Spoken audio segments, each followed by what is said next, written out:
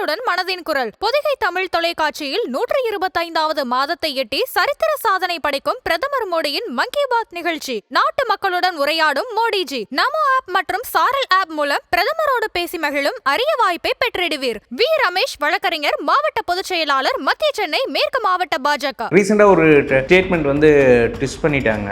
என்னன்னா பேர் மாறிடுச்சு அப்படின்னு. பேர் மாறல, எப்பத்துலேருந்துமே அருணாச்சலேஸ்வரர்னு யூஸ் பண்ணிட்டு தான். குறிப்பாக நான் அனிருத் தான் ரொம்ப ஆச்சரியமாக பார்த்தேன். ஏன்னா இந்த வருஷத்தில் மட்டும் அவர் 3 முறை வந்துட்டார். அவர் ஃபஸ்ட் டைம் வந்துட்டு அடுத்த ஒரு 2-3 வீக்ஸில் மறுபடியும் வந்தார். சிவராத்திரிக்கு வந்தார் அவர். அது உண்மைதான். அது எல்லா சிவன் கோவிலுக்குமே இதுவாக முடியும். ஏன்னா நான்லாம் என்றைக்குமே இன்னைக்கு கோவில் பார்க்கணும்னு நினச்சி நான் பார்த்ததில்லை. என்னோட இதில் சொல்லியிருக்கேன். நான் ஏதாவது ஒரு வேலையாக போவேன், ஏதாவது நம்ம ஷூட் பண்ணுவோம், இல்லை யாராவது மீட் பண்ணுவோம், நம்ம கோயிலுக்கு போகும்போது அப்போ யாராவது என்னை அப்படியே கூப்பிட்டு போயிடுவாங்க. போயிட்டு வரலாம் அப்படின்னு என்னை கூப்பிட்டு போயிடுவாங்க. இது பார்த்திங்கன்னா பக்கத்துலேயே இருக்கிறதுனால இடுக்கு பிளேயர். ஏன்னா இந்த கோவில் இது பார்த்திங்கன்னா சின்ன கோவில். நம்ம அந்த இதில் உள்ளே போயிட்டு இப்படி வெளியே வருவோம். இதுக்கு என்ன சயின்ஸ்டிக்காக சொல்கிறான்னு பார்த்தீங்கன்னா, நம்ம அது உள்ளே போயிட்டு வரும்போது நம்மளோட உடல் பிரச்சனைகள்லாம் நீங்கும். இங்கே வேணால் எல்லோரும் நோட் பண்ணி பாருங்கள், எந்த சத்தர்களும் கோவில் அவ்வளோ ஸ்பெண்ட் பண்ணியிருக்க மாட்டாங்க வரவங்க. நான் தான் சொல்கிறேன், ஏன்னா அவங்களுக்கு தெரியும் மலையே சிவன்ட்டு. ஸோ யாருமே கோவில் சும்மா ஒரு ஃபஸ்ட்டு வந்தணுன்றதுக்காக கோவில் போயிட்டு வந்துடுவாங்க. ரமண மகர்ஷி அங்கே பாதாலிங்கத்தில் தியானம் பண்ணார், அதனால தான் அங்கே பாதாலிங்கம் இருக்குது, அது ஓகே. ஆனால் மற்ற டைம் அவங்க ஸ்பெண்ட் பண்ணதெல்லாம் பார்த்தீங்கன்னா மலையில் தான்.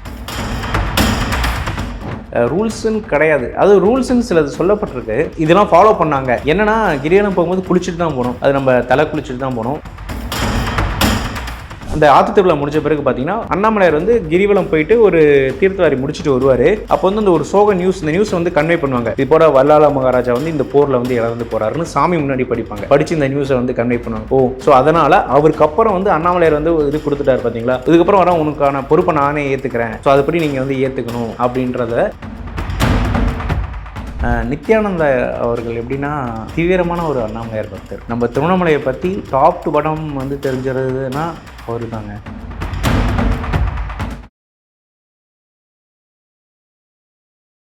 இளைய பாரத நேயர்களுக்கு வணக்கம். சமீப காலமாகவே ஒரு பேர் திருவண்ணாமலை.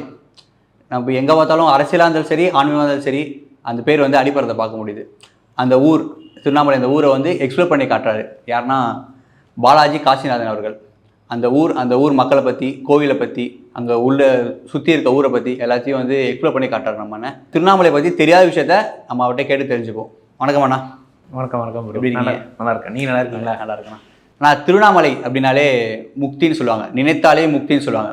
அதுக்கு அர்த்தம் என்ன? நினைத்தாலே முக்தினா நம்ம ஆக்சுவலாக எல்லாரும் சில கோவிலுக்கு போகணும். இப்போ திருவாரூரில் பிறந்தா முக்தி அப்படி சொல்லுவாங்க, இல்லை காசியில் இறந்தா முக்தின்னுவாங்க. ஆனால் நம்ம திருவண்ணாமலை நினைச்சாலே முக்தி. அது பெரிய பரிகாரம். சில கோயிலும் பார்த்திங்கன்னா நிறைய பரிகாரங்கள் இருக்கும், இது நிறைய வேண்டுதல் இருக்கும், அதுமாரி இருக்கும். ஆனால் திருவண்ணாமலை பார்த்திங்கன்னா ரொம்ப ஒரு சிம்பிளான கான்செப்ட் தான். ஏன்னா இங்கே மலையே சிவனாக இருக்கிறாரு. ஸோ நம்ம கோவிலுக்கு போய் வழிபடணும். சில பேர் கோச்சிப்பாங்க, இது நான் சொல்கிறத விட, ஏன் கோவிலுக்கு போகிறீங்க, மலையே கும்பிடுங்க அப்படின்னு சொன்னான். பட் ஆனால் திருவண்ணாமலையோட தத்துவமே அதான். ஏன்னா இங்கே சிவன் பார்த்திங்கன்னா மலை வடிவத்தில் இருக்கார். ஸோ நம்ம திருவண்ணாமலை போயிட்டு ஒரு 40-50 கிலோமீட்டர் தூரத்தில் இருந்து பார்த்தாலும் நம்மளுக்கு மலை வடிவில் தரிசனம் கிடைக்கும். ஸோ அப்பயே அது ஒன்று. இன்னொன்று என்ன பார்த்திங்கன்னா, அதோட சிம்பிளாக திருவண்ணாமலைக்கு சொன்னது நினைத்தாலே முக்தி தரும். நம்ம நினச்சாலே போதும். அது எப்படி சொல்லுவாங்க பெரியவங்களாம் அப்படின்னா, நினச்சாங்க மீன்ஸ் நித்தம் நினச்சிட்டே இருக்கணும் அப்படின்ற மாதிரி சொல்லுவாங்க. ஸோ அந்த நினச்சிட்டே இருக்கும்போது கண்டிப்பாக நம்மளுக்கு அந்த முக்தி கிடைக்கும். ஸோ நம்ம போயிட்டு ரொம்ப ஒரு விஐபி தரிசனம், இல்லை ஏதாவது போய் சாமியை பக்கத்துலேயே பார்க்குறாங்க பார்த்திங்களா, அவங்கள விட ஏதோ ஒரு இடத்துல இருந்து அவர் நினச்சிட்டே இருந்தாங்கன்னா அவங்களுக்கு முக்தி கிடைக்கும். அப்போ அதுமாதிரி நினைக்கிறவங்கள்ட்ட அண்ணாமலையார் கூட இருப்பார். அது அதான் சிம்பிள், வேறு ஒன்று. அண்ணா, வைப் வித் அருணாச்சலேஸ்வரர் இது எங்கே பார்த்தேன்னா உங்களோட இன்ஸ்டாகிராம் ப்ரொஃபைலில் பார்த்தேன். அருணாச்சலேஸ்வரா இல்லை அண்ணாமலையாரா? ஸ்டேட்மெண்ட் ட்விஸ்ட் பண்ணிட்டாங்க. பட் நாங்கள் சொல்லும்போது அண்ணாமலையார் தான் சொல்லுவோம். ஏன்னா எங்களுக்கு அண்ணாமலையார், இங்கே இருக்கிற லோக்கல்ஸ் அதிகமாக கூப்பிட்றது அண்ணாமலையார். அது பேரில் யூஸ் பண்ணும்போது எப்படி இப்போ நம்ம ஏகாம்பரேஸ்வரர், தென் பார்த்திங்கன்னா நம்ம ஜம்புகேஸ்வரர், அப்புறம் கபாலீஸ்வரர் மாரி இங்கே அருணாச்சலேஸ்வரன்றது எப்பயும் வழக்கமாக அது கூப்பிட பேரில் யூஸ் பண்ணோம். நாங்கள் சொல்கிறது எப்பயுமே அண்ணாமலையார் சொல்லுவோம், அண்ணாமலையார் கரோகரா அப்படின்ற மாதிரி சொல்லுவோம். இது ஒரு சின்ன புரிதல் என்னென்னா, என்ன தெலுங்கு மக்கள் ஊர் பேரை தான் மாற்றி அதுமாரி சொல்கிறாங்க, அருணாச்சலம்ன்ட்டு சொல்லிட்டாங்க. அதுதான் நான் ரீசெண்டாகவே சொல்லியிருந்தேன். நீங்கள் சாமி பேர் என்ன வேணால் கூப்பிட்டுங்க, நம்ம சம்போ மகாதேவா, சிவனுக்கு 1008 பேர் இருக்குது, அது பிரச்சனை இல்லை. பட் ஊர் பேரை சொல்லும்போது அதுக்கான நேம் அஃபிஷியலாக இருக்கணும். அதுவும் நீங்கள் யூஸ் பண்ணுறதே பார்த்திங்கன்னா திருவண்ணாமலை யூஸ் பண்ணுங்கள். ஒரு நியூஸாக இருக்கட்டும், ஒரு ஆந்திரா மீடியாவில் போடுறாங்கன்னா அவங்களே அருணாச்சலம்னு போடுறாங்க. ஸோ அதை வந்து அவாய்ட் பண்ண ஆரம்பிங்க. அந்தமாரி அஃபிஷியலாக யூஸ் பண்ண வேண்டிய இடத்துல திருவண்ணாமலை யூஸ் பண்ணுங்கள். இப்போ வந்து சொல்லாடல இது திருவண்ணாமலை தான். இதுக்கு முன்னாடி திருவண்ணாமலைக்கு நிறைய பேர் இருந்திருக்கலாம். பட் ஆனால் வந்து நம்மளோட பேர் திருவண்ணாமலை தான்.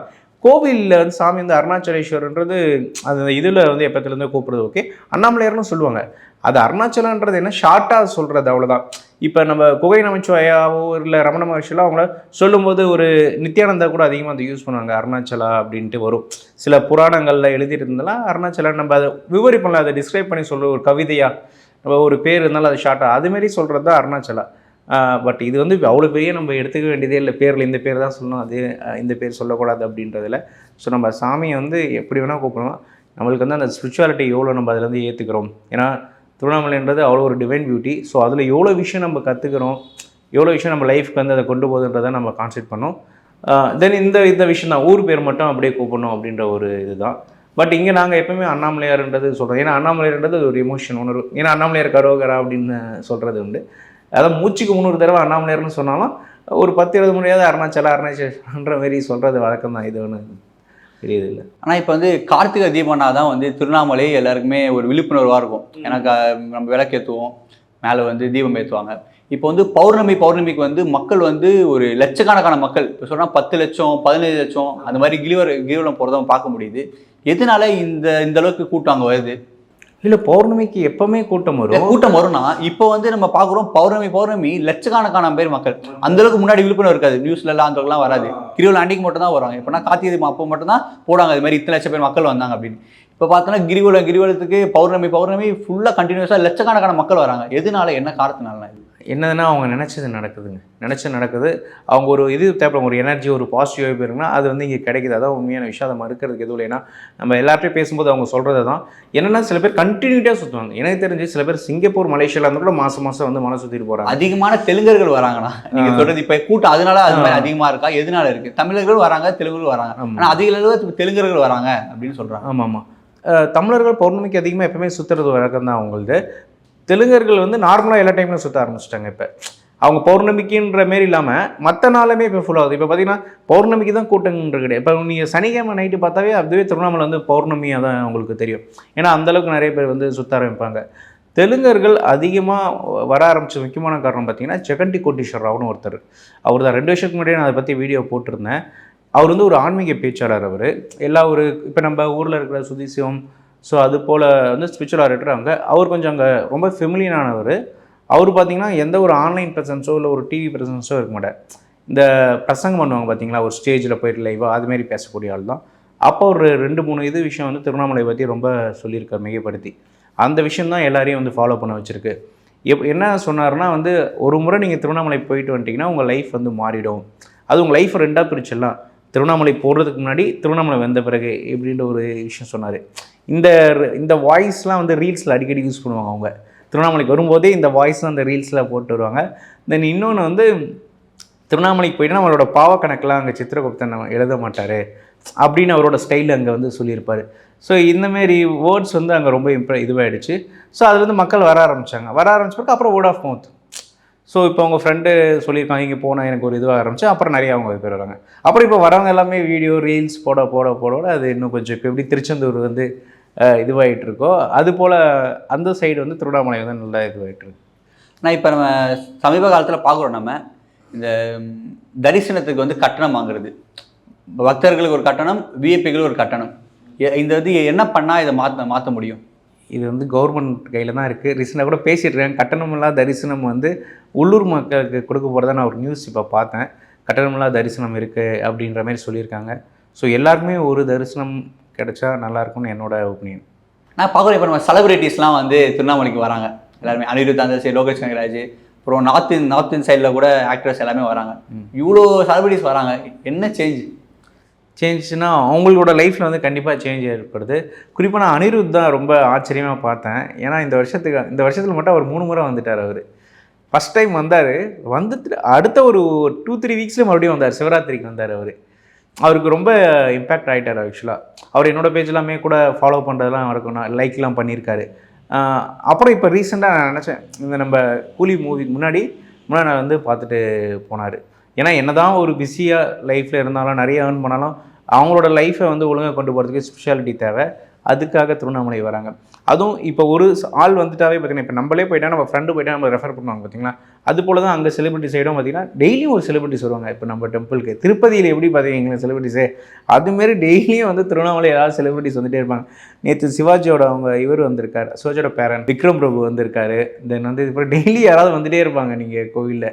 இப்போ அது காரணம் வந்து இப்போ அனிருத்துக்கு முக்கியமான காரணம் சூப்பர் ஸ்டாராக இருக்கலாம். ஏன்னா அவர் சொல்லிட்ட சொர்க்கத்தின் பூலோகத்தின் கைலாசம் திருவண்ணாமலை அப்படின்னு. அது சொல்லுவாங்க என்னன்னா, அருணாச்சலேஸ்வரர் நினைச்சாதான், அண்ணாமலையை நினைச்சாதான் நம்ம அங்கே போக முடியும் அப்படின்னு சொல்லுவாங்க. அது உண்மைதான். அது உண்மைதான். அது எல்லா சிவன் கோவிலுக்குமே வந்து இதுவாக முடியும்.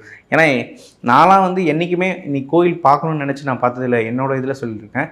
ஒரு லாஸ்ட் ஒரு 4-5 டைம்ஸ் பார்த்தீங்கன்னா நான் ஏதாவது ஒரு வேலையாக போவேன், ஏதாவது நம்ம ஷூட் பண்ணுவோம், இல்லை யாராவது மீட் பண்ணுவோம் நம்ம கோயிலுக்கு போகும்போது, அப்போ யாராவது வந்து என்னை அப்படியே கூப்பிட்டு போயிடுவாங்க, போயிட்டு வரலாம் அப்படின்னு என்னை கூப்பிட்டு போயிடுவாங்க.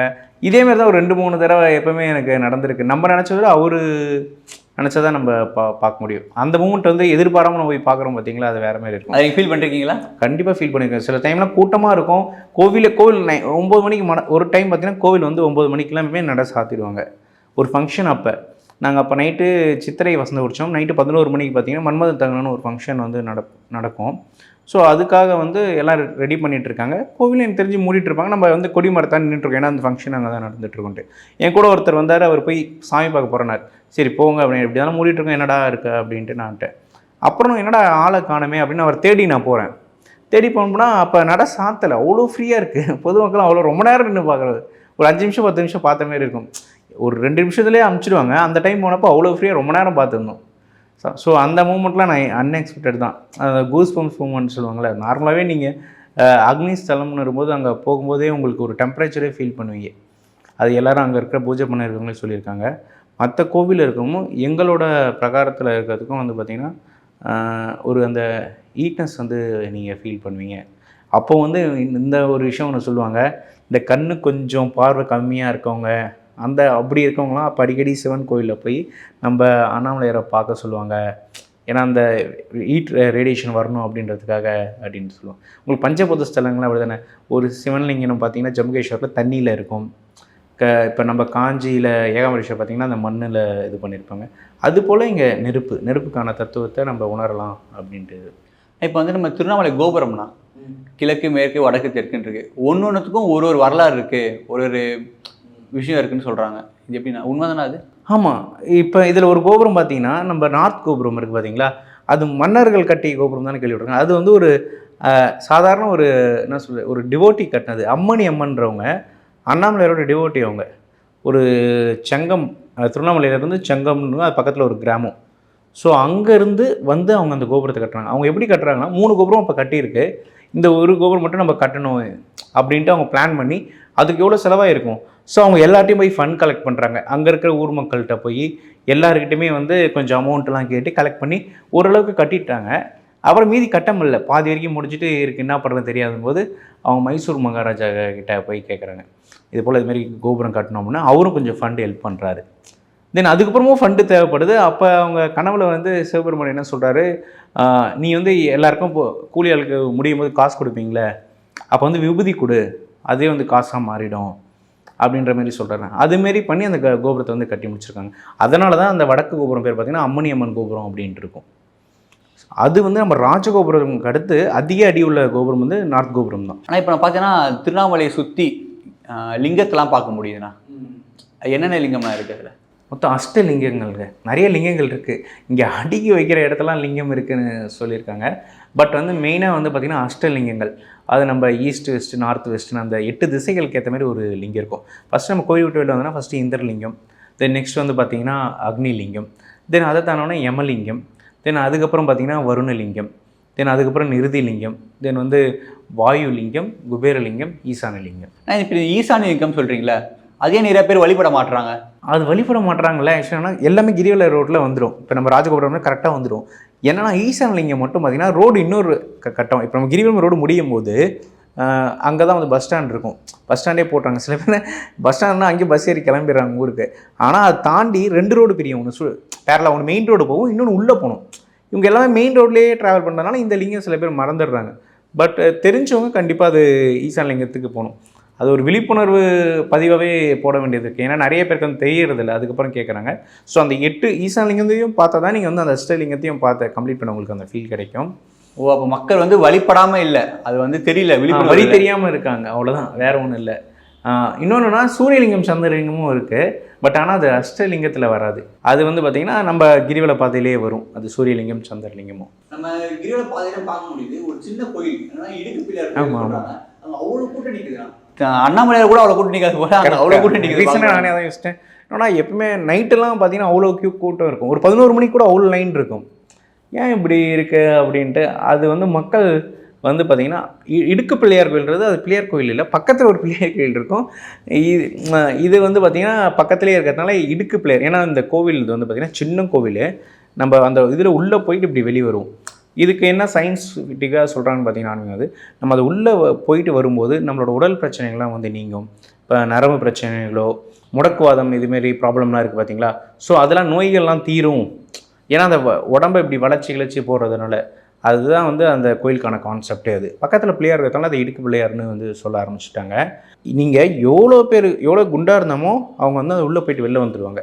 சும்மா ஆன்லைனில் போடுறாங்க வீடியோ, ஏன்னா அவங்க சில சமயம் போகும்போது அவங்களுக்கு போக தெரியாமல் ஸ்டக் ஆவாங்க, அதை வந்து அவங்க வீடியோ எடுத்து இடுக்கில் சிக்கிட்டாங்க, மூச்சு திணறி கூட கஷ்டப்படுறாங்க, அந்த மாதிரி அதுங்க சொல்கிறாங்க. அப்படிலாம் கிடையாது, எல்லாருமே இது வரைக்கும் எனக்கு தெரிஞ்சு நான் சின்ன வயசுல வந்து எவ்வளோ பெரிய குண்டாக இருக்கவங்களும் போயிட்டு அழகாக வந்துடுவாங்க. அது என்னென்னா ஓப்பனிங் வந்து சின்னதாக இருக்கும், உள்ளே கொஞ்சம் பெருசாக இருக்கும். மொத்தம் ஒரு 4 இருக்கும், அந்த இது டோர் ஓப்பனிங் 4 ஓப்பனிங் இருக்கும். அது இப்படி ஃபஸ்ட்டு வந்து சின்னதாக இருக்கும், அதுக்கப்புறம் உள்ளே பெருசாக இருக்கும், அதுக்கப்புறம் சின்னதாக இருக்கும். அது நம்ம வளைஞ்சி கிளைஞ்சி போகும்போது வெளியே வந்துடலாம். ஓகேங்களா, ரொம்ப எக்ஸ்ட்ரீம் கண்டிஷனில் இருக்கவங்க தான் போக முடியாதே தவிர, நார்மலாக ஃபேட்டாக இருக்கவங்க XXL இருக்க 3Xலாம் போயிட்டு வரலாம், அதில் ஒன்றும் எதுவும் பிரச்சனை இல்லை. ஆனால் இப்போ நம்ம திருவண்ணாமலையில் சுற்றி பார்க்க முடியுது, சித்தர்கள் முனிவர்கள்லாம் வந்து இருக்காங்க. ஏன் அங்கே வந்து முக்தி அடைகிறாங்க எல்லாமே நம்ம பார்க்குறோம். நம்ம ஞானிகளை வா என்று அழைக்கும் மலை திருவண்ணாமலை அப்படின்னு சொல்லுவாங்க. அப்பத்துலேருந்தே ஞானிகள் வந்து அழைக்கிற ஃபஸ்ட்டு அம்மன் வந்து கிரிவலம் போனான்னு நமக்கு தெரியும். அதுக்கப்புறம் சித்தர்கள் தான் மலையை சுற்றி வர ஆரம்பித்தாங்க. நீங்கள் வேணால் எல்லோரும் நோட் பண்ணி பாருங்கள், எந்த சித்தர்களும் வந்து கோவில் அவ்வளோ ஸ்பெண்ட் பண்ணி இருக்க மாட்டாங்க வரவங்க. நான் அதான் சொல்கிறேன், ஏன்னா அவங்களுக்கு தெரியும் மலையே சிவன்ட்டு. ஸோ யாருமே கோவில் சும்மா ஒரு ஃபஸ்ட்டு வந்தணுன்றதுக்காக கோவில் போயிட்டு வந்துடுவாங்க. ரமண மகர்ஷி வந்து அங்கே பாதாளிங்கத்தில் தியானம் பண்ணார், அதனால தான் அங்கே பாதாளிங்கம் இருக்குது, அது ஓகே. ஆனால் மற்ற டைம் அவங்க ஸ்பெண்ட் பண்ணதெல்லாம் பார்த்திங்கன்னா மலையில் தான். அங்கே தான் அவங்களோட தியானம் பண்ணுறது, அவங்களோட அந்த முக்தி அடைகிறதுக்கான வழிகள் என்னென்னலாம் பண்ணுறது எல்லாமே பார்த்திங்கன்னா மலையை சுற்றி தான் இருக்கும். ஸோ அந்த ஞானிகளுக்கு தெரியுது, அதாவது ரமண மகர்ஷி சொல்லியிருப்பார் பார்த்தீங்களா, ஊமை நான் யார் என்று தெரிஞ்சுக்கணும் அப்படின்றது. அதுக்கான பதில் அவர் கிடைச்ச ஒரு இடம் வந்து திருவண்ணாமலை தான். அதனால தான் தொடர்ந்து ரமண மகர்ஷியாகட்டும், சேஷாத்ரி சுவாமிகள், யோகிராம் சுரத்குமார் எல்லாருமே நம்ம திருவண்ணாமலை நோக்கி வந்துட்டாங்க. அதே மாதிரி இன்னொரு விஷயம் என்னன்னா, நம்ம ரிவர்ஸில் நடந்தால் நம்மளுக்கு பவர் எனர்ஜி அதிகமாக இருக்கும் நம்மளுக்கு அப்படின்னு சொன்னால், அது மித்தா இல்லை உண்மையான விஷயமானது? அது 100% வந்து இதுதான் மித்து தான், அப்படிலாம் கட்டுக்கதை தான். அப்படி தான் அது சில பேர் அவங்களோட நம்பிக்கைக்காக வேணால் இப்படி வேணால் நடந்துக்கலாம், இப்படி தான் நடக்கணும் அப்படி தான் நடக்கணுன்ட்டு கிடையாது. எப்படி வேணால் நடக்கலாம். அதேமாதிரி இந்த நாள் தான் நடக்கணும் அந்த நாள் தான் நடக்கணும் கிடையாது, என்றைக்கு வேணால் நடக்கலாம். இன்றைக்கெலாம் எப்போயுமே நடந்துட்டு தான் இருக்காங்க. கிரிவலத்துக்கு எப்போயுமே ரூல்ஸ் கிடையாது. சில பேர் கூட கேட்குறாங்க டைமிங் இருக்கா, இந்த டைம் போகணுமா அப்படிலாம். எப்போ வேணால் நீங்கள் போகலாம். உங்களோட சௌகரியத்தை ஏற்ற மாதிரி பார்த்தோம்னா வெயில் டைமில் கொஞ்சம் நடக்கிறது கஷ்டமாக இருக்கும். ஸோ அதனால் வந்து ஒரு ஈவினிங் டைமோ நைட் டைம் இல்லை இயர்லி மார்னிங்கில் போகிறது நல்லது. தென் அந்த காலத்தில் அதிகமாக வந்து பார்த்திங்கன்னா மாசப்பிறப்புக்கும் செவ்வாய்க்கிழமைக்கும் ட்ரெடிஷ்னலாக சுற்றுற பழக்கம் இருக்குது. ஸோ அது வந்து ஃபாலோ பண்ணிகிட்டு இருந்தாங்க. அதுதானே தவிர ரூல்ஸுன்னு கிடையாது. அது ரூல்ஸுன்னு சிலது சொல்லப்பட்டிருக்கு, இதெல்லாம் ஃபாலோ பண்ணாங்க. என்னென்னா கிரிவலம் போகும்போது குளிச்சுட்டு தான் போகணும், அது நம்ம தலை குளிச்சுட்டு தான் போகணும். தென் வந்து பட்டையோ ஏதாவது திருநீர் அணிஞ்சிட்டு தான் போனோமே. தென் வந்து பார்த்திங்கன்னா முக்கியமாக வந்து கிரிவலம் போகும்போது பேசக்கூடாது, இல்லைனா ஓம் நமச்சிவாயோ இதுமாரி வந்து நம்ம சொல்லிட்டு போகலாம். முக்கியமாக தனிமையாக போகிறது உங்களுக்கு நல்லதுன்னாங்க. ஏன்னா ஒரு குரூப்பாக போனால் கண்டிப்பாக நம்ம பேசுவோம். ஸோ அதுக்காக தனிமையாக போகிறது வந்து நல்லது. வெறுங்காலில் தான் நடக்கணும், ஷூ ஷாக்ஸ் எதுவுமே போடக்கூடாது. இப்போ வந்து ஷாக்ஸ் யூஸ் பண்ணுறாங்க, அது அவங்களோட கண்டிஷனை பொறுத்து. நான் டயபெட்டிக் பேஷண்ட் இருக்காங்க, இப்போ ரோடும் அதுமாரிக்கான சூழ்நிலை இல்லை, ஸோ அதனால் அவங்க யூஸ் பண்ணுறாங்க. அப்போ வெறுங்காலில் நடக்கிறது தான் வந்து அந்த ஒரு இதுதான். எங்கேயுமே நிற்காமல் போகணுன்ட்டு கிடையாது, ரொம்ப பொறுமையாக போகணும். அதாவது சொல்லுவாங்க கர்ப்பிணி பெண் போல் வந்து பொறுமையாக ஒரு அடி எடுத்து வச்சு போகணும். அப்போ தான் வந்து நம்மளுக்கு அந்த ஃபுல் ஸ்பிரிச்சுவாலிட்டி கிடைக்கும். அது உண்மை தான். அது போய் பார்க்கும்போது தான் எல்லாருக்குமே வந்து தெரியும். ஏதோ சில பேர்னா இந்த டைம்குள்ளே போனோம் அப்படின்ட்டு போவாங்க. இப்போ 3 மணியில் போனோம், அதிகம் பஸ் இருக்குது, இதுமாரிலாம் வச்சுட்டு வந்தீங்கன்னா அது கிரிவலம் போகிறதே வேஸ்ட்டு. அந்த உண்மையான பவர் என்ன, சில டூரிசம் மாரி போகிறாங்க, அது உண்மையாக தான். அது வராங்க, ஜாலியாக பார்க்குறாங்க, சுற்றுறாங்க, அதுமாரி இருக்குது. பௌர்ணமி டைம் வந்து அதுமாரி பண்ணுறாங்க. அதுமாரி இல்லாமல் நான் சொன்ன அந்த ரூல்ஸை ஃபாலோ பண்ணிட்டு போனீங்கன்னா அது ஆமாம் தனியாக போனோம். இல்லை வந்தாலும் அந்த பேசக்கூடாது அந்த ஒரு அது இதெல்லாம் வந்து நல்லா மெச்சூர்டானவங்களாம் ஃபாலோ பண்ணுவாங்க. அவங்களுக்கு தெரியும் இதுமாரி ஃபாலோ பண்ணால் நம்மளுக்கு என்ன மாதிரி ஒரு ரிசல்ட் கிடைக்கும் அப்படின்ட்டு. நீங்கள் சொல்கிறீங்க தனியாக போகணும்னு சொல்கிறீங்க. பட் ஆனால் திருவண்ணாமலையில் இருக்க வாலிபர்கள் அவங்க எல்லாமே வழிப்பறி பண்ணுறாங்க. ஒரு கூட ரீசெண்டாக நியூஸ் பார்த்தோம், ஒருத்தவங்க கொலை பண்ணிட்டாங்க தெலுங்குல அப்படின்னு. அது பார்க்க முடியுது. அது கவர்மெண்ட் வந்து நடவடிக்கை எடுக்கணும். அது மோஸ்ட்லி கிரிவலம் பார்த்தோ இல்லை கோவில் சைடோ வந்து எப்போயுமே ப்ரொடக்ஷன் இருக்க தான் செய்யும். பட் அந்த நியூஸ் நான் கேட்டது வந்து அது அவுட் ஆஃப் த கொஞ்சம் இதுக்கு தள்ளி நடந்திருக்குது. ஸோ அது வந்து சரி செய்யணும். ஏன்னா இது ஒரு ஆன்மீக நகரம். இதுமாரி நியூஸ்லாம் நம்ம கேட்கும்போதே கஷ்டமாக இருக்கும். இந்த நியூஸும் வரவங்களை வந்து ரொம்ப ரிஃப்ளெக்ட் பண்ணும். யோசிப்பாங்க. இந்த நியூஸ் வந்தப்போ நிறைய பேர் எங்கிட்டையும் கேட்டிருக்காங்க, என்ன இப்படி நடந்திருக்கு, சேஃபா அப்படி இப்படின்லாம் கேட்குறாங்க. ஸோ அது கவர்மெண்ட் இன்னும் கொஞ்சம் கூட, ஏன்னா இப்போ நிறைய பெண்களே பார்த்திங்கன்னா ஒர்க் பண்ணுறவங்க சென்னை பெங்களூரில் இருக்கவங்களே தனியாக நான் கிரிவலம் வரலாமா அப்படின்னு நிறைய பேர் கேட்குறாங்க, சேஃபாக இல்லையா அப்படின்ட்டு. ஸோ இதுமாரி நியூஸ் வரும்போது நம்ம எப்படி அவங்களுக்கு அஷ்யூரிட்டி கொடுக்க வேண்டிய ஒரு கேள்விக்குறியாக இருக்குல்ல. ஸோ இது போல் எல்லாருக்கும் வரத்துக்கு வில்லிங்காக இருக்குது. ஸோ ஒரு நைட்டு 12-1 மணிக்கு கூட ஒரு பெண் வந்து நம்ம தாராளமாக கிரிவலம் போகலாம் அப்படின்னு நம்ம ரொம்ப ஒரு கான்ஃபிடண்ட்டாக சொல்கிற அளவுக்கு இவங்க ப்ரொடக்ஷன் ஏற்படுத்தி கொடுத்தா நல்லாயிருக்கும். ப்ரொடக்ஷன் இல்லைன்னு சொல்கிறீங்களா? இப்போ நீங்கள் ப்ரொடக்ஷன் இல்லைன்னு சொல்கிறீங்களா? அந்த நியூஸ் வருது இல்லை, இதுமாதிரி நியூஸ் வருது இல்லை. ஸோ அதனால் இன்னும் கொஞ்சம் நல்லா பண்ணணும். ஆனால் இப்போ திருவண்ணாமலையில் வந்து எந்த நாட்கள் வந்தால் ரொம்ப சிறப்பாக இருக்கும்? எந்த நாட்களில் வந்து எல்லா நாட்களுமே சிறப்பு தாங்க. அண்ணாமலையாரை பார்க்க எந்த நாட்கள் அப்படிலாம் கிடையாது, எல்லா நாட்களும் வரலாம். திருவண்ணாமலைக்கு ஒரு சிறப்பே பார்த்திங்கன்னா நம்மளோட கோவிலோட திருவிழாக்கள் தான். எங்கள் ஊரில் நடக்கிற மாதிரி திருவிழா வேறு எங்கேயுமே நடக்காது. அதை நான் அடித்து சொல்லுவேன். ஏன்னா பார்த்த வரைக்கும் அப்படி தான். மாதம் திருவிழா நடக்கும். இப்போ நம்ம ஜனவரி மந்த் ஸ்டார்ட் ஆகுனா பார்த்திங்கன்னா அப்போயே உங்களுக்கு ஆருத்ரா தரிசனம்னு வரும். நடராஜர் வந்து பார்த்திங்கன்னா திருமஞ்சனபுரம் வழியாக வெளில வருவார். ஸோ அவர் வெளில வர அன்றைக்கி தான் வந்து மைக் கொடுப்பாங்க. இப்போ தீபம் 11 நாள் ஏற்றுவாங்க பார்த்திங்கன்னா கொப்பரையில். அதுக்கப்புறம் அதில் இருக்கிற அந்த சாம்பல்லாம் ஆஷெல்லாம் வந்து மையாக ரெடி பண்ணி தான் ஒரு பாக்ஸ் கொடுப்பாங்க. அது எப்போ டிஸ்ட்ரிபியூட் பண்ணுவாங்களா, இவர் வராரு பார்த்திங்கன்னா நடராஜர் ஆருத்ரா தரிசனத்துக்கு வெளில. அவர் ஃபஸ்ட்டு வந்து நடராஜருக்கு அந்த மையை வச்சுட்ட பிறகு தான் பக்தர்களுக்கு வந்து கொடுக்க ஆரம்பிப்பாங்க. ஸோ அதே ஒரு திருவிழா மாரி இருக்கும். தென் அடுத்த திருவுடல் உங்களுக்கு தெரியும். சிவபெருமானும் அம்பாளுக்கும் நடக்கிற அந்த சண்டை, தென் அதுக்கப்புறம் அவங்க சேர்றது, இதுதான் வந்து திருவுடலும் மறுவுடலும். எங்கள் ஊர் பார்த்திங்கன்னா திருவுடல்னு ஒரு ஸ்ட்ரீட்டே இருக்குது. ஸோ அதில் தான் திருவுடல் நடக்கும். எல்லா ஊரும் நடத்துவாங்க. இங்கே திருவுடல் ரொம்ப சூப்பராக இருக்கும். அன்றைக்கி சாமி வந்து காலையிலே கிளம்பி 3 முறை வந்து மாட வீதியை சுற்றுவாங்க. சூரிய தரிசனம்னு ஒன்று நடக்கும். சாமி வந்து பார்த்திங்கன்னா ஃபஸ்ட்டு நந்திக்கு தரிசனம் கொடுத்துட்டு அதுக்கப்புறம் வந்து சூரிய பகவானுக்கு அந்த தரிசனம் கொடுப்பாங்க. அதுக்கப்புறம் 3 முறை வந்து மாட வீதியை சுற்றி வருவாங்க. ஈவினிங் 6 மணிக்கு மேலே திருவுடல் நடக்கும். அடுத்த நாள் மறுவுடல் எங்கே நடக்குன்னா நம்ம உள்ள அம்பாள் சன்னதி இருக்கும். அம்பாள் வந்து பார்த்திங்கன்னா உள்ளே வந்து அந்த இதில் இருப்பாங்க, உற்சவ உள்ள கோயில் உள்ளே இருப்பாங்க. சாமி அங்கே முன்னாடி வந்து ஆடுவார். அதுதான் ஆடுறது தான் அங்கே சிறப்பே. ஏன்னா ஒவ்வொரு கோயிலும் ஒரு சாமி ஒவ்வொரு விதமான ஆடுறது இருக்கும். திருவண்ணாமலையில் அந்த ஆடி வரும் அண்ணாமலையார் தான் சொல்லுவாங்க, ஆடல ரசன்ற மாரி சொல்லுவாங்க. அந்த ஆட்டம் வந்து ரொம்ப இதுவாக இருக்கும். அதெல்லாம் ரசிச்சிட்டே இருக்கலாம். அண்ணாமலையார் நீங்கள் ஆடி வர்றது எல்லாமே, அந்த ஆடி வரதை ஸ்லோ மோஷனில் மியூசிக் போட்டு ஏதாவது மியூசிக் போட்டால் ரசிச்சுட்டே இருப்பாங்க. உணர்வுபூர்வமாக பார்க்குறவங்க. ஆமாம் அதுதான். அது ஜனவரி மாதம் திருவிழா முடிச்சிச்சுங்களா. பிப்ரவரி மாதம் வந்து பார்த்திங்கன்னா உங்களுக்கு அதே இதில் வந்து ஒரு ஆற்று திருவிழா நடக்கும். இங்கேருந்து அண்ணாமலையார் வந்து பக்கத்தில் இருக்கிற மல்லூர்பேட்டைக்கு போவாங்க, டிராக்டரில் போவார். அவங்களுக்கு பெரிய ஆற்று திருவிழா. அங்கே இருக்க ஒரு 18 படி ஊர் மக்கள் எல்லாருமே ஒன்று சொல்லுவாங்க. அவ்வளோ ரஷ் இருக்குது உங்களுக்கு. நீங்கள் போனீங்கன்னா எப்படி நம்ம தீபத்துக்கு கூட்டம் பார்க்கலாமோ அந்தளவுக்கு கூட்டம் அங்கே பார்க்கலாம். இதை பற்றி தெரியல மக்களுக்கான. அதான் அது வந்து ஊர் மக்கள் கொண்டாடுற ஒரு திருவிழா இருக்கும். அங்கே ஆற்றுல போயிட்டு இது பண்ணுவாங்க. தென் அடுத்த பிப்ரவரி மாதம் பார்த்தீங்கன்னா ரத சப்தமி நடக்கும். இதேமாதிரி ஆற்று திருவிழாவுக்கு அண்ணாமலையார் கலச பார்க்கணும் ஒரு ஊருக்கு போவார்.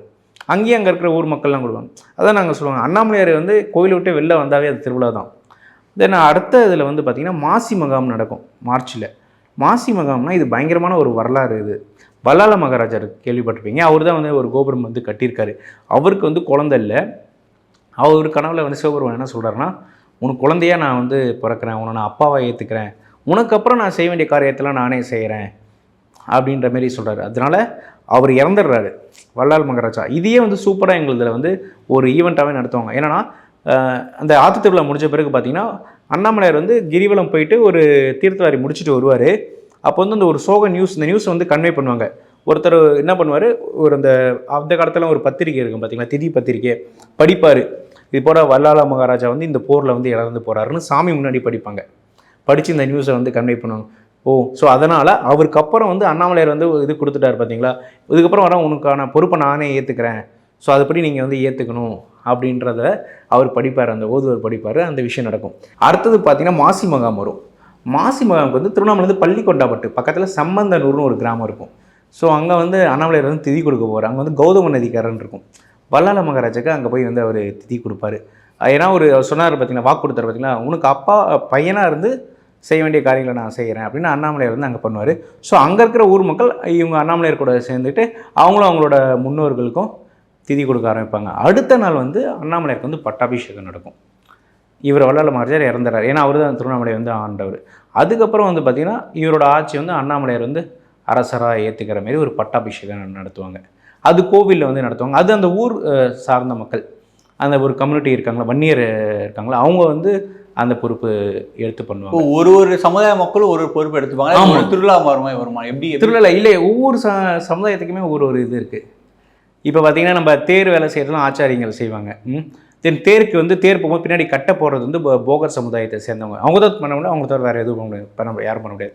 தென் வந்து நம்ம மலை மேலே ஏற்றுற தீபம் பார்த்தீங்கன்னா பருவதராஜ குலம் அவங்களோடது. தென் வந்து நம்ம சாமிக்கு வந்து கொம்பு இருக்குது பார்த்தீங்கன்னா, 4 கொம்பு கொடை கட்டுறது வந்து பிச்சைக்கர் அப்படின்றவங்க ஒருத்தவங்க. தென் ஐயருங்க எப்பயுமே அவங்க போல அவங்க உள்ள பூஜை பண்ணுறது. தென் அலங்கார குருக்கள் அவங்க தனியாக இருக்காங்க. தென் வந்து தீ மிதிப்பாங்க ஒரு இது சிவன் கோயிலில். அது வந்து இப்போ ரீசெண்டாக ஃபேமஸாக போகுது. ஒரே ஒரு சிவன் கோயிலில் கூட தீ மிதிப்பாங்க. அது வந்து அண்ணாமலை கோயில் தான் அப்படின்னு பார்க்க முடியுது. அதான் குயவர் சமுதாயத்தை சேர்ந்தவங்க வந்து தீ மிதிப்பாங்க. ஓகே. எல்லாருமே தீ மிதிக்க முடியாது. இல்லை முடியாது, அவங்க மட்டும் தான் பண்ண முடியும். அது போல் ஒவ்வொரு இன்னமும் நிறைய பிரிவு மொத்தம் ஒரு 18 பேர் இருக்குது. அந்தந்த சமுதாய மக்கள் மட்டும்தான் அந்த இதை பண்ணிட்டு வரும். அவங்கள தவிர யாருமே பண்ணக்கூடாது. இந்த அப்பத்துலேருந்து கோவில் வந்து கரெக்டாக வந்து ஃபாலோ பண்ணிகிட்டு இருக்காங்க. எல்லாருக்கான ஒரு ஈக்குவலான ரைட்ஸ் வந்து கோவிலேருந்து கொடுத்துருக்கு. அதான் இப்போ சொன்ன பார்த்தீங்கன்னா மாசி மகம் முடிச்சிருச்சுங்களா, அடுத்த மாதம் திருக்கல்யாணம் நடக்கும். அதுவும் சூப்பராக இருக்கும். இது எந்த மாதத்தில் நடக்கும்? இப்போ மார்ச் மாதம் மாசி மகம், அப்புறம் ஏப்ரலில் திருக்கல்யாணம். சாமிக்கு வந்து கல்யாணம் நடக்கிற அந்த நிகழ்வு. அது அந்த ஒரு பூப்பந்துன்னு இருக்கும். அந்த கல்யாணத்தில் அந்த பூப்பந்தை எடுத்து மாற்றி போடுவாங்க. அது போல் கொடிமரத்தாண்ட அம்பாளுக்கும் அண்ணாமலைக்கும் மாற்றி போடுறது அந்த ஒரு நிகழ்வு நடக்கும். அடுத்தது வந்து பார்த்திங்கன்னா வசந்த உற்சவம், சித்திரை வசந்த உற்சவம் இருக்கும். இது வந்து சாமிக்கு அந்த பொம்மை வந்து பூ போடும். இது அவ்வளோ சூப்பராக பண்ணுவாங்க, எங்கேயுமே பண்ண முடியாது. இந்த வீடியோலாம் போட்ட பிறகு இந்தியாவிலேருந்து எல்லா இடத்துலையும் எங்கள் கோவிலுக்கு பண்ணோம், இதுமாரி ஒரு ஈவெண்ட் எங்களுக்கு பண்ணோம், எப்படி பண்ணுறீங்க? எல்லா ஊர்லேயும் தமிழ்நாட்டில் சின்னது பண்ணுறாங்க அந்த பூ போடுறது. ஆனால் இந்தளவுக்கு பெர்ஃபெக்ஷனாக யாராலையும் பண்ண முடியாது. அவ்வளோ சூப்பராக இருக்குது. நீங்கள் அதில் பார்க்கும்போது இதுக்கு பின்னாடி ஒரு ஹிஸ்டாரிக் ஸ்டோரி இருக்குது. அது சாமிக்கு பொம்மை போடுறது அந்த ஏன்னா சாமி வந்து தியானத்தில் இருக்கும்போது பூ போட்டு வந்து அந்த மாயக்கண்ணிகளாக வந்து மயக்கிற மாரி. அதுக்கப்புறம் சாமி வந்து கோவப்பட்டு மன்மதனை வந்து எரிக்கிறார். அதுதான் 10ஆம் நாள் வந்து மன்மத தகனம் கொண்டாடுவாங்க. சித்திரை வசனம் ஸ்டார்ட் ஆகி 10 நாள் இந்த சாமிக்கு வந்து பொம்மை போடுறது நடக்கும். 10ஆவது நாள் முடியும் போது மன்மதனை வந்து சாமி வந்து எரிப்பார் கோவப்பட்டு. அதையும் இது பண்ணுவாங்க. இங்கேருந்து பார்த்தீங்கன்னா அண்ணாமலையார் இங்கே இருப்பார், அங்கே மன்மதன் ஒரு அரக்கன் மாரி ஒரு பொம்மை வந்து செஞ்சு வச்சுருவாங்க. ஸோ ஒரு த்ரெட் இங்கேருந்து அங்கே வரைக்கும் போகும். இந்த த்ரெட்டில் ஒரு பட்டாசு மாரி அந்த ராக்கெட் ஃபயர் போகும் பார்த்தீங்களா, அதை வந்து ரெடி பண்ணிவிடுவாங்க. கரெக்டாக கொளுத்தி விட்டால் சர்ன்னு போயிடுங்க, அப்படியே ஃபயர் ஆகி பிளாஸ்ட் ஆகும். அது பிளாஸ்ட் ஆகுனா கோவிலில் அப்போ தான் பட்டாசு அடிச்சு கொண்டாடுவாங்க. அது நீங்கள் நம்ம கோவிலே பட்டாசு அடிக்கிறாங்கன்னா நீங்கள் அன்றைக்கி பார்க்கலாம். 11 மணிக்கு அவ்வளோ பட்டாசு வானவெடி வதம் பண்ணுறது வதம் பண்ணுறது முடிஞ்ச பிறகு அவ்வளோ பட்டாசு அடித்து கொண்டாடுவாங்க கோவிலே. அதனால அப்புறம் அடுத்தது பார்த்திங்கன்னா ஆணி பிரம்மோற்சவம் நடக்கும். அப்புறம் வந்து ஆடிப்புறம், அந்த ஆடிப்புறத்தில் தான் வந்து வளகாப்பு ஃபெஸ்டிவலும் தென் வந்து தீ மிதிக்கிறதும் நடக்கிறது. மாதம் நடந்துகிட்டே இருக்கும். இந்த 6 மாதமும் அண்ணாமலையார் வந்து வெளியே வருவார். அதுக்கப்புறம் பார்த்திங்கன்னா வெளில வரமாட்டார் எந்த ஒரு இதுக்கும். அதுக்கப்புறம் ஒரு சின்ன நாயக்கர் தான். அப்புறமும் திருவிழாலாம் நடக்கும், மாதம் நடந்துட்டு தான் இருக்கும். அதுக்கப்புறம் இதோட விட்டால் நம்ம தீப திருவிழாக்கு தான் வெளில வருவார். தீப திருவிழா நம்ம சொல்லவே வேணாம், ஆல் ஓவர் இந்தியா எல்லாருமே. ஆமாம், அதில் எல்லா திருவிழாக்கும் இந்த மாதம் ஒவ்வொரு திருவிழா, அந்த ஒரு திருவிழாக்கும் வரலாறு வந்து இருக்காங்க. அப்போத்துலேருந்தே எல்லாத்தையுமே அவ்வளோ சூப்பராக பண்ணிட்டு வராங்க எல்லாத்தையும். ஆனால் நம்ம தலைவர் ரஜினி அவர்கள் வந்து பூலோகத்தின் கைலாசம் அப்படின்னு திருவண்ணாமலை சொல்கிறார். எதுக்காக நான் அந்த வார்த்தை? பூலோகத்தின் கைலாசம்ன்றது என்ன, சிவபெருமான் இருக்கிற இடம். ஸோ அதான் ஒருத்தர் சொன்னாராம், நான் ஆக்சுவலாக ஜேஎஸ்கே கோபி நான் சொல்லியிருப்பார், ஒரு நார்த் இந்தியாவில் ஒருத்தர். இப்போ அது வந்து எப்படி அவர் விவரிச்சிருப்பார்னா, சிவன் இங்கே போவார், அங்கே போயிட்டு வருவார், இமலயம் போவார், அங்கே போயிருப்பார். ஆனால் சிவன் எப்போவுமே உண்டாகிற இடம் திருவண்ணாமலை தான் அப்படின்னு சொல்லுவார். அதனால தான் இவங்க கைலாசம், சிவன் பெருமான் கைலாசத்தில் இருப்பார். இங்கே நம்ம வந்து இதையும் வந்து தென்னகத்தின் கைலாசம்னு திருவண்ணாமலை தான் குறிப்பிடுறாங்க. ஏன்னா இங்கே வந்து நம்ம சிவனே நம்ம பார்க்க முடியுது அப்படின்றதுலாம். மற்ற இடத்துல அங்கங்கே இருந்தாலும் ஒரு சிவனுக்கு ஒரு பிறப்பிடமாக இருக்கிற ஒரு இடமா திருவண்ணாமலை வந்து கருதப்படுது. அண்ணாமலையில் ஆடி வரதே வந்து இப்படி தான் சொல்லுவாங்க, கைலாசத்தில் சிவபெருமான் எப்படி ஆடி வராரோ அது போல் அவர் அங்கே ஆடி வருவார். பார்க்கும்போது உங்களுக்கு அந்த ஃபீல் கொடுக்கும். அந்தமாரி மூமெண்ட்லாம் உங்களுக்கு இங்கே கிடைக்கிது, அந்த உணர முடிகிறதுனால தான் வந்து இதை வந்து கைலாசம் அப்படின்னு சொல்கிறாங்க. இது அவர் ரஜினி சார் மட்டும் இல்லை, எல்லா சித்தர்களும் சொன்னது தான், தென்னகத்தின் கைலாசன்ற வார்த்தை வந்து இது சொல்லுவாங்க. இப்போ கார்த்திகை தீபம் அப்போ மேலே வந்து தீபம் ஏற்றுவாங்கண்ணா. இது எப்படி அந்த 10 டேஸும் அப்படியே கண்டினியூஸாக எரியுமா, இல்லை ஒருத்தர் ஏற்றிட்டு வருவாங்களா, இல்லை ஒவ்வொரு நாளும் வந்து ஏற்றுவாங்க, ஒவ்வொரு நாளுமே ஏற்றுவாங்க. ஏன்னா ஆனால் வந்து அதுக்காக அணைஞ்சிடும் கிடையாது, அது வரைக்கும் அணைஞ்சதே இல்லை. எவ்வளோ மழை பெஞ்சிருக்கு, எவ்வளோ காற்று அடிச்சிருக்கு, ஆனால் தீபம் அணைஞ்சதே இல்லை. என்னென்னா அதோட இதுதான் குறைய ஆரம்பிக்கும். இப்போ 6 மணிக்கு ஏற்றுறாங்கன்னு வச்சுங்களேன், அடுத்த காலைல ஒரு 10-12 மணி வரைக்குமே எரிஞ்சிட்டே இருக்கும். ஏன்னா நம்மளுக்கு அந்த கொப்பரை மேலே தெரியும்ல, அதேபோல் அது கீழே வரைக்கும் அடியில் எரிஞ்சிட்டு இருக்கும். ஏன்னா அந்த கொப்பரை ஃபுல்லாக அவங்க வந்து அந்த தீயை வந்து டம்ப் பண்ணி தான் இது பண்ணுவாங்க. அப்புறம் அதில் எரியல் எரிஞ்சிட்டே தான் இருக்கும். அப்புறமா அடுத்த நாள் ஏற்றும் போது அதை வந்து அணைப்பாங்க. அணைச்சிட்டு அதுக்கப்புறம் புதுசாக துணிலாம் சுற்றி நெய் ஊற்றி மறுபடியும் டெய்லியும் எடுப்பாங்க. டெய்லியும் போவாங்க இங்கேருந்து. ஒவ்வொரு நாள் பருவதராஜ குலம் மட்டும்தான் அவங்க தான் ஏற்றணும், அவங்கள தவிர யாரும் ஏற்ற முடியாது. சமுதாய மக்கள் மட்டும், ஆமாம், பருவதராஜ குல சமுதாய மக்கள் மட்டும்தான் ஏற்ற முடியும். ஸோ அவங்க ஏற்றுவாங்க. ஃபஸ்ட் நாள்லாம் பார்த்தீங்கன்னா காலையிலேயே கோவிலில் வந்து அவங்களுக்கு பரிவட்டம்லாம் கட்டி, அந்த சமூகத்தினருக்கு பரிவட்டம் கட்டி அந்த இது கொடுத்துருவாங்க, குச்சி கொடுத்துருவாங்க. அதை எடுத்துகிட்டு போய் ஒரு விளக்கு ஒன்று கொடுப்பாங்க. அவங்க இங்கேருந்து அதை வந்து அணையாமல் மழை வரைக்கும் மேலே ஏற்றிட்டு போனோம். மழை பெய்யும், அப்பயும் அணையக்கூடாது. அது அந்த விளக்கை யூஸ் பண்ணி தான் அங்கே ஏற்றுவாங்களே. அதை 11 நாளும் ஏற்றுவாங்க. ஃபஸ்ட்டு பார்த்தீங்கன்னா 6 நாள் தான் ஏற்றிருந்தாங்க. அப்புறம் வந்து மக்களோட நெய்க்காணிக்கை அதிகமாக வரதுனால 11 நாள் எக்ஸ்டெண்ட் பண்ணுறாங்க. இது எப்போ இது பண்ண ஸ்டார்ட் பண்ணாங்கன்னா இது எப்போ இந்த நீங்கள் சொன்னீங்கல்ல 6 நாள் தான், அதுக்கப்புறம் வந்து எக்ஸ்ட்ரா ஒரு 6 டேஸ். ஆமாம், இது ஒரு 15 வருஷமாக இருக்குதுன்னு நினைக்கிறேன். இதுமாரி ஃபஸ்ட்டுலாம் வந்து 6 நாள் இருந்திருக்கு. அதுக்கப்புறம் ஒரு 11 நாள். இப்போ வந்து பார்த்தீங்கன்னா ஸ்டாண்டாக 11 நாள் ஃபாலோ பண்ணிகிட்டு இருக்காங்க. மக்கள் வந்து காணிக்கை கொடுக்கலாம்ல, நெய் காணிக்கை நிறைய பேர் நெய் காணிக்கை கொடுப்பாங்க. அது வந்து 11 நாளைக்கு வந்து ஏற்றுவாங்க. இன்னொன்று வந்து ஒரு பரிகார பூஜை ஒன்று பண்ணுவாங்க மலைக்கு. ஏன்னா மலை வந்து சிவன், ஸோ அது மேலே நம்ம ஏறிட்டோம். ஸோ அதுக்காக ஒரு பூஜை வந்து இந்த ஒரு என்ன சொல்லுவாங்க, தீபம்லாம் ஏற்றி முடித்த பிறகு கொஞ்ச நாள் கழிச்சு மேலே போயிட்டு அந்த பரிகார பூஜை மாதிரி ஒன்று பண்ணுவாங்க. நம்ம அவர் மேலே காலில் இது பட்டுட்டுச்சுல, அதுக்காக. இப்போ நம்ம கிரிவல பாதையில் போகும்போது தெரியுது என்னென்னா, சுவாமி நித்யானந்தா அவரோட சிலையே இருக்குது பார்க்குறோம் நம்ம. எப்படின்னா அது அவர் வந்து அப்பத்துலேருந்து ஆசிரமம் கட்டியிருக்காரு. நித்யானந்தா அவர்கள் எப்படின்னா தீவிரமான ஒரு அண்ணாமலையார் பக்தர். நம்ம திருவண்ணாமலையை பற்றி டாப் டு பாட்டம் வந்து தெரிஞ்சிருதுன்னா அவர் தாங்க. ஏன்னா இப்போ நாங்கள் வந்து எக்ஸ்ப்ளோர் பண்ணுறோம், இப்போ நிறையா காட்டுறோம் திருவண்ணாமலை இருக்குதுன்னா. ஆனால் எங்களை விட நிறைய ஒரு 10 மடங்கு வந்து அவருக்கு தெரியும் இங்கே இருக்கிற கோவில், இங்கே இருக்கிற வரலாறு. ஏன்னா அந்தளவுக்கு அவர் அப்பயே ஒரு ஸ்பிரிச்சுவல் ஆகி எல்லாத்தையும் ஃபாலோ பண்ணி தெரிஞ்சுக்கிட்டு அவ்வளோ இதுவாக இருப்பார். நம்ம கோவிலை வந்து இப்போ கூட எங்கே இருக்காருன்னு தெரியல, பட் எங்கே இருந்தாலும் இங்கே வந்து என்னென்ன நடக்குதுன்றது அவருக்கு தெரியும். எல்லாத்தையுமே டீப்பாக வாட்ச் பண்ணிகிட்டே இருக்கார். ஆன்லைனில் பார்க்குறதோ என்ன விஷயங்கள் பண்ணுறாங்க. போகிற நடுவில் கூட ஒரு முறை வந்துட்டு போனார்.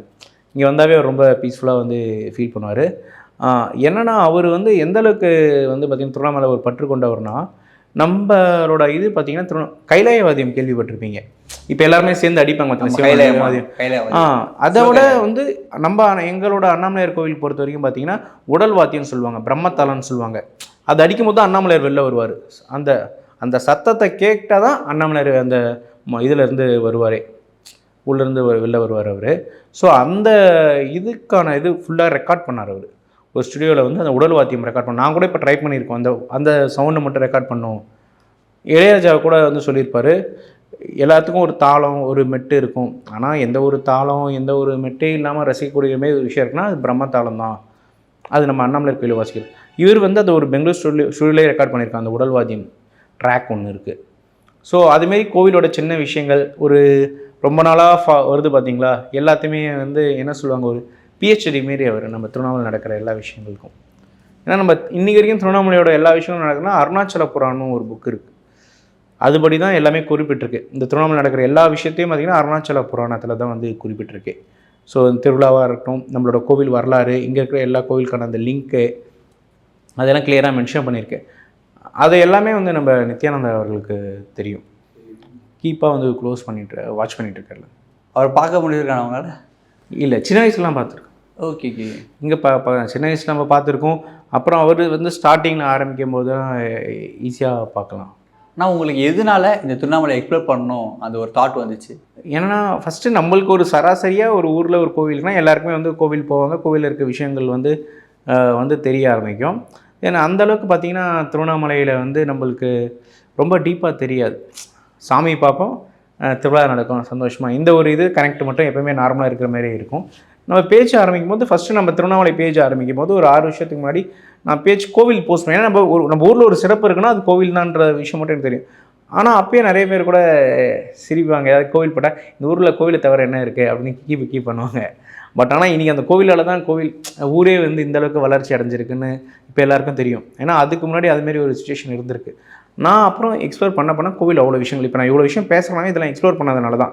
இங்கேயும் நான் படிக்கல, நான் கூட அவ்வளோ புக்கெலாம் நிறைய பேர் கொடுத்துருக்காங்க, அது எதுவுமே படிக்கல. எல்லார்ட்டையும் பேசுறது, அவங்ககிட்ட கற்றுக்கிறது, நம்ம விஷயம் எல்லார்ட்டையும் அந்த ஒரு விஷயம் வச்சு தான் இப்போ நம்ம ஊரில் இவ்வளோ ஒரு விஷயம் இருக்கா அப்படின்ட்டு. சரி இதை மட்டும் பார்த்துட்டு நான் பேசுகிறேன். நான் மற்ற ஊருக்கும் போயிட்டு அங்கே நடக்கிறதையும் க்ளோஸாக சிலதெல்லாம் வாட்ச் பண்ணிவிட்டு இப்போ நம்ம காஞ்சிபுரமோ சரி மதுரையும் சரி அதெல்லாம் வாட்ச் பண்ணும்போது நம்ம திருவண்ணாமலைக்கு இன்னும் பிரமிப்பாக இருக்குது.